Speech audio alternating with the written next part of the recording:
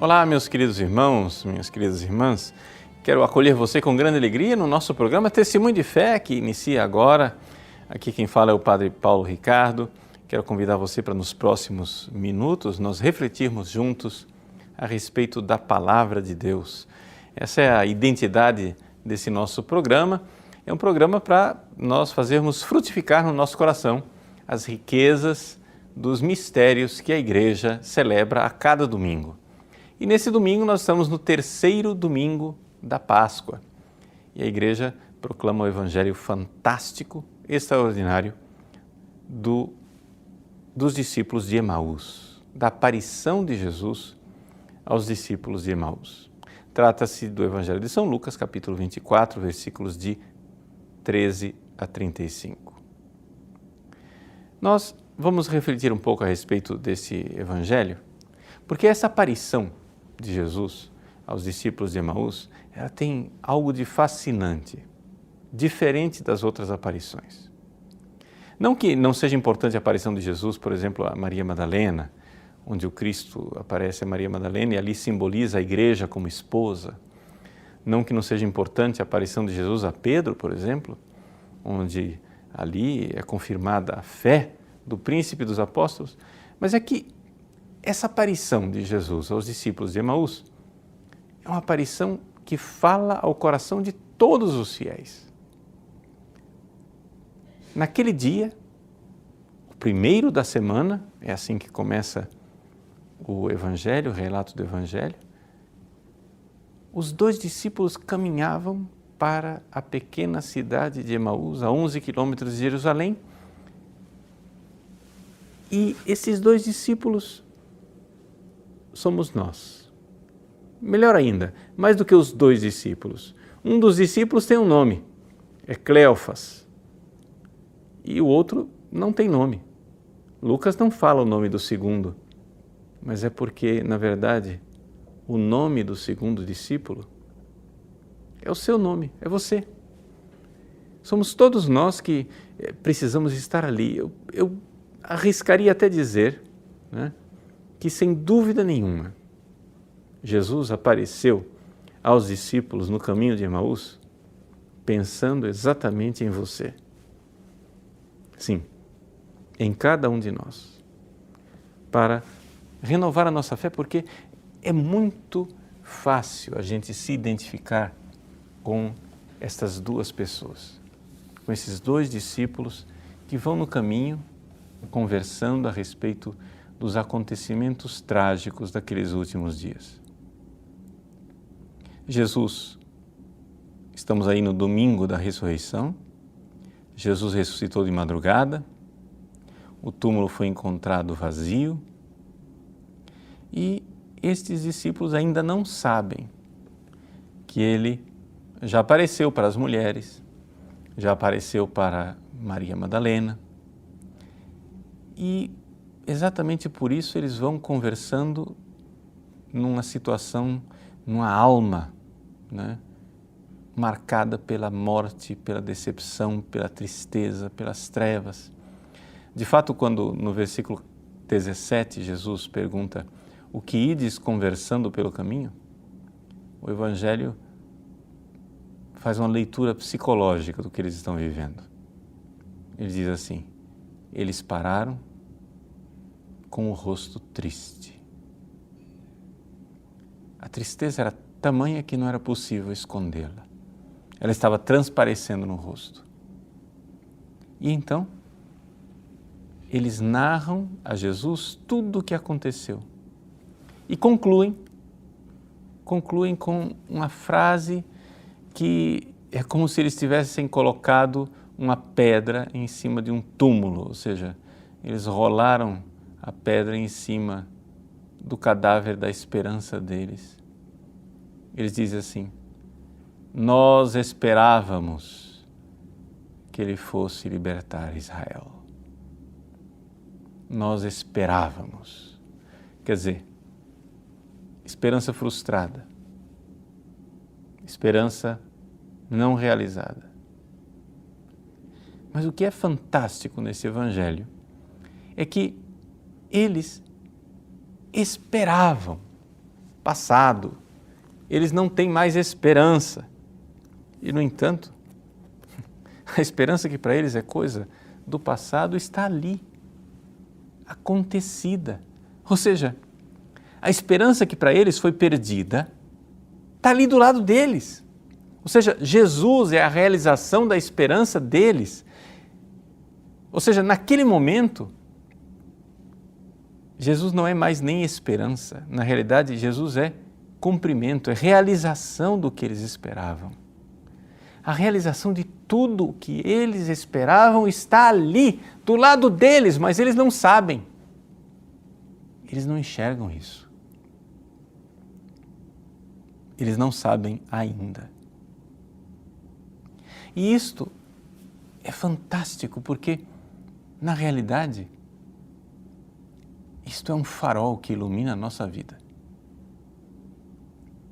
Nos momentos de frustração e de trevas, nos momentos de miséria, de morte, deixa eu falar a palavra que a gente evita dizer, nos momentos de desespero, nos momentos em que você viveu o desespero. Jesus estava lá.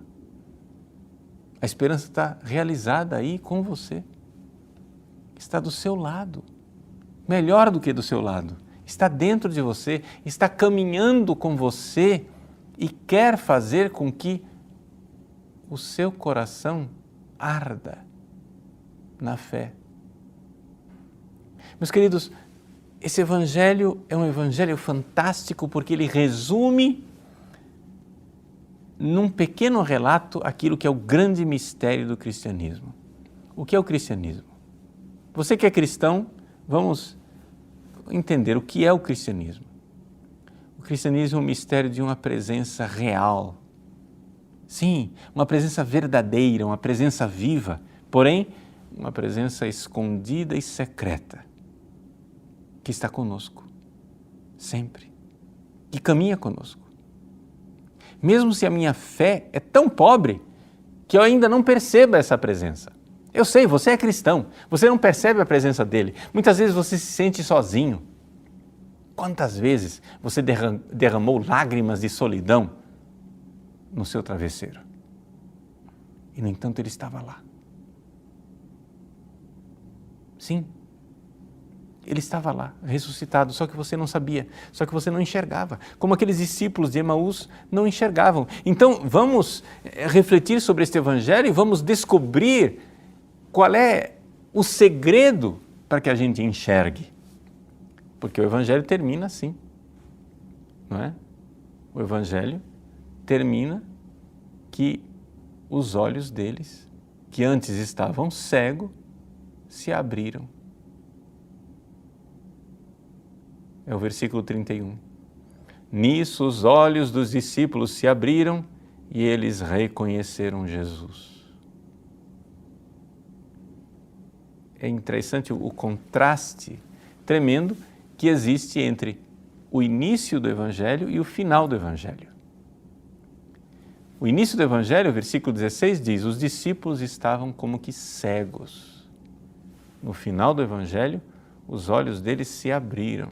Então vamos lá, vamos entender como é que a gente faz para enxergar. Nós que vivemos essa solidão atroz, essa solidão cruel, de enfrentarmos a vida quando parece que tudo está contra nós e todos nos abandonaram.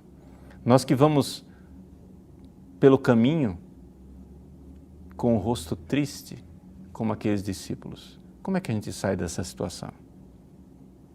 Pois bem, o caminho, meus queridos, é o caminho da vida de oração, que é o momento em que a gente pode se encontrar com esta presença de forma mais consciente. Veja só, Jesus está conosco o tempo todo, mas nós somos capazes de enxergar esta presença na vida de oração e, mais especificamente, quando nós meditamos a respeito da palavra de Deus. Ali acontece o mistério de que o ressuscitado nos toca com o toque do Espírito Santo e faz arder o nosso coração, como fez aqueles discípulos de Emaús. Vejam o que é que Jesus faz, né? O que é que Jesus faz para que esses discípulos saiam dessa sua miséria? Jesus, ao ver aqueles dois andando ali, tristonhos, né, com suas lamúrias, cabisbaixos, o que é que Jesus faz?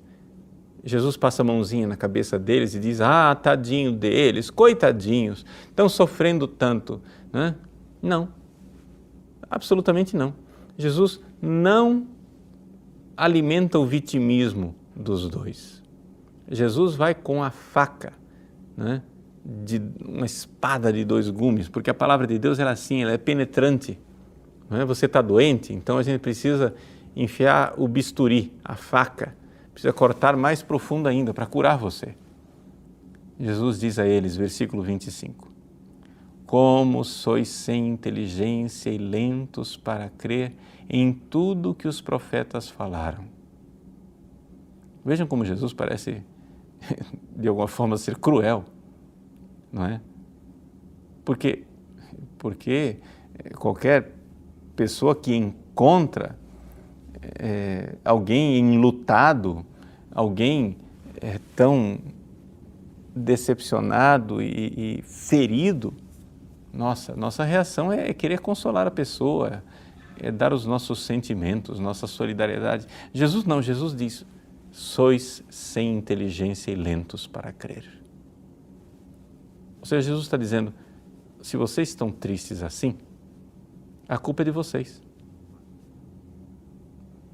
É como se ele dissesse, olha, eu estou ressuscitado, eu estou vivo, e se vocês não enxergam isso, a culpa é de vocês, porque vocês são sem inteligência e lentos para crer. Bom, até aqui, o diagnóstico da doença, não é? Os discípulos achavam que a doença deles é que eles foram decepcionados por Jesus. Jesus, como um bom médico, dá o verdadeiro diagnóstico e diz, a doença de vocês é falta de fé. Se vocês tivessem fé, a inteligência de vocês estaria iluminada e a vontade de vocês estaria sendo convidada. Porque é isso que Deus faz quando a gente faz um ato de fé. Todas as vezes que a gente reza, né, e realiza um ato de fé exercida, o que Deus faz, o que o ressuscitado faz é que Ele envia o Espírito Santo que ilumina a nossa inteligência e convida a nossa vontade. E aí nós enxergamos essa presença dEle. Mas vamos com calma. Vamos lá. Jesus dá o diagnóstico. O problema de vocês é falta de inteligência e falta de fé. Lentidão para crer. E agora? Qual é o remédio que Jesus vai aplicar nesta ferida? Nessa ferida que, de alguma forma, foi Ele quem abriu. Vai ser a meditação da palavra. E começando por Moisés e passando pelos profetas, explicava aos discípulos todas as passagens da Escritura que falavam a respeito dele. Jesus conduziu uma longa meditação. E enquanto ele ia meditando sobre aquela palavra de Moisés e dos profetas, dessas pessoas que já tinham morrido séculos antes, aquela palavra foi se demonstrando não como uma lembrança do passado, não como um arquivo morto que foi aberto, não como palimpsestos cheios de poeira que eram tirados das estantes. Não. Jesus sopra sobre os ossos ressequidos daquelas palavras do passado e elas têm vida. Não ardia o nosso coração enquanto Ele, pelo caminho, nos explicava as Escrituras? Sim, Ele nos fala. Mas é necessário ouvir a voz dEle dentro de nós, ressuscitado, vivo. Veja, meus irmãos, eu disse e quero repetir porque esta é digamos, o ensinamento central que eu gostaria de transmitir neste programa hoje, é que o cristianismo é o mistério de uma presença real do ressuscitado. Sim, ele é real, embora ela seja escondida e secreta. Jesus está presente, ressuscitado em nosso coração. Ele caminha conosco, Ele nos fala ao coração. O que a gente precisa é robustecer a nossa fé para conseguir enxergar aquilo que a gente não enxerga. Se a minha fé é pobre, é claro que eu não vou reconhecê-lo. Eu vou estar como esses discípulos cegos, que caminham cegos no caminho. Mas Ele é luz, Ele quer iluminar a nossa cegueira. Ele quer abrir os nossos olhos. Então, como é que a gente deve fazer? Você deve, aqui, vamos ser bem práticos, você precisa encontrá-lo. Vamos agora, nesse programa, quero convidar você a se recolher um pouquinho. Não sei onde é que você está agora nesse momento, se você está em casa, circulando, né? Fazendo alguma coisa, arrumando a casa, ou fazendo esporte. O que é que você está fazendo ao ouvir esse programa? Mas eu gostaria que você, sem precisar parar o que você está fazendo, você se recolhesse um pouco e olhasse para dentro de você. Como é que você está? Note dentro de você aquela situação dos discípulos de Emaús. Eles pararam com um rosto triste. Vamos parar também nós. O seu rosto não está necessariamente triste. Mas como é que você está? Você está cansado? Você está desanimado? Triste? Está com raiva de alguém? Está agitado? Preocupado com alguém? Angustiado? Com o coração apertado? Se sentindo sozinho? Como é que você está? Vai examinando um pouco os seus sentimentos. E enquanto você examina os seus sentimentos, você vê que tudo isso que está acontecendo dentro de você é que as suas emoções elas são empurradas de um lado para o outro pelas ondas, como as ondas do mar. Você é levado de um lado para o outro pelas emoções do dia a dia. Puxa vida, todo dia tem uma notícia ruim, todo dia tem alguma coisa acontecendo, todo dia tem alguma coisa que te puxa para baixo, que te desanima, de tal forma que você pode até dizer assim, puxa, eu esperava que me aproximando de Jesus a minha vida ficasse melhor. Eu esperava que junto com Jesus eu não precisasse mais me angustiar assim. Eu esperava. Assim como eu, como padre, né? Quantas vezes na minha vida de sacerdote eu tive que parar e pensar, puxa, eu esperava que sendo padre, a presença dele fosse mais evidente. Eu esperava que estando na igreja o tempo todo, celebrando os sacramentos o tempo todo, eu não fosse me sentir sozinho. Eu esperava que as cruzes da vida não fossem me esmagar. Pois bem, essa situação, vamos ser bem sinceros, seja de uma sinceridade cruel com você mesmo e mostre agora como é que você está. E ouça a palavra de Jesus dirigida a você. Onde é que Jesus fala com você? Não é nesse maremoto de sentimentos, não são nessas ondas que encapeladas jogam o seu barquinho de um lado para o outro, não. Existe um lugar lá no fundo da sua alma onde Jesus toca você todas as vezes que você comunga. Procure Jesus lá. E é Ele quem diz a você: ah, como você é sem inteligência.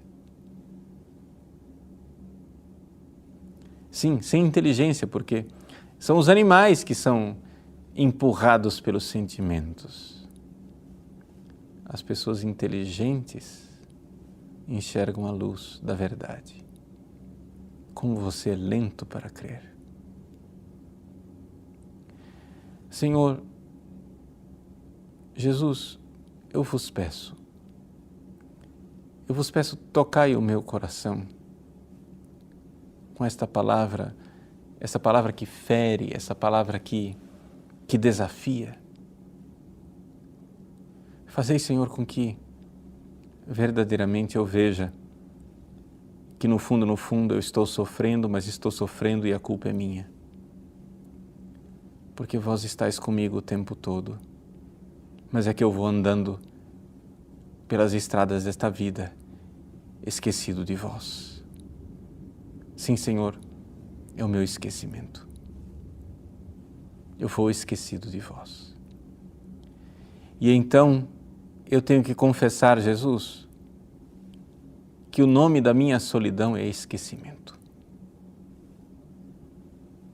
Sim, porque eu me lembro de tantas coisas e de tantas pessoas, me lembro de tantos problemas e de tantas angústias, mas não me lembro de vós. Eu não me lembro daquele toque suave de vossa graça, com o qual me tocais em cada comunhão. Eu não me lembro da vossa presença, vós que estáis no fundo da minha alma, Senhor. Jesus, eu quero pedir, Senhor, não permitais que eu me esqueça novamente da vossa presença.